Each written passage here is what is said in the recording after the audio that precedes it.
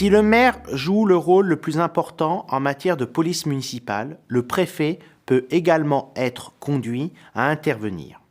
Par ailleurs, depuis quelques années, des transferts de compétences peuvent être effectués au bénéfice des structures intercommunales.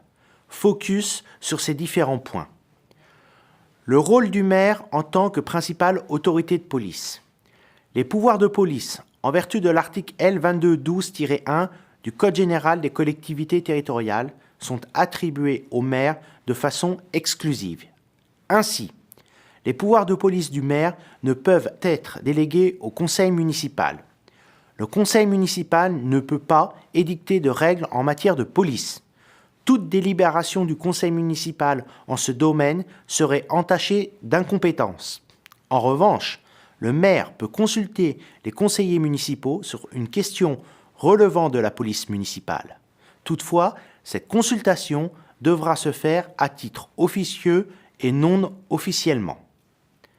De même, les pouvoirs de police du maire ne peuvent être délégués au directeur général des services de la commune.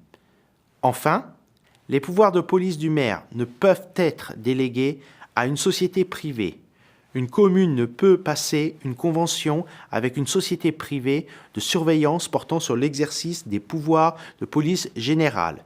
Une commune ne peut pas confier à une société privée l'organisation d'activités d'îlotage, de rondes et de surveillance ainsi que de prévention du stationnement anarchique. En revanche, les pouvoirs de police du maire peuvent être délégués à un des adjoints. Le maire peut déléguer ses pouvoirs de police à un adjoint ou à un conseiller municipal en vertu de l'article L. 2122-18 du CGCT. Une délégation à un adjoint peut également résulter de l'application de l'article L. 2122-17 du CGCT. Enfin, il est possible de créer un poste d'adjoint spécial lorsqu'un obstacle quelconque ou l'éloignement rendent difficile, dangereuse ou momentanément impossible les communications entre le centre-ville et une fraction de la commune. Cet adjoint spécial aura en charge l'exécution des règlements de police dans cette partie de la commune. Abordons maintenant la question du rôle éventuel du préfet.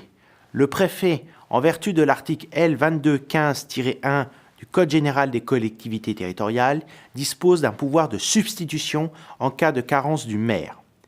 Par ailleurs, si le maintien de l'ordre est menacé dans 2 ou plusieurs communes limitrophes, le préfet peut, par arrêté motivé, se substituer au maire pour l'exercice des pouvoirs de police mentionnés aux 2 et 3 de l'article L. 2212-2 du CGCT, en cas d'atteinte à la tranquillité publique et de nécessité du maintien du bon ordre public.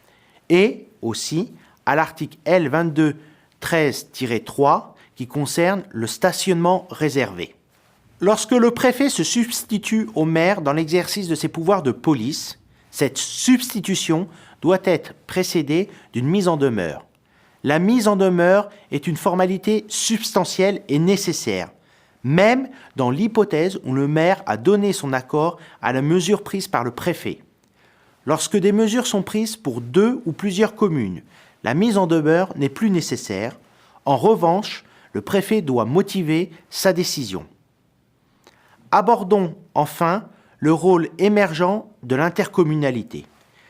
L'intercommunalité devient un échelon d'intervention des pouvoirs de police qui peut s'exprimer par un transfert d'attribution des maires au président de l'EPCI et ou la création d'une police intercommunale.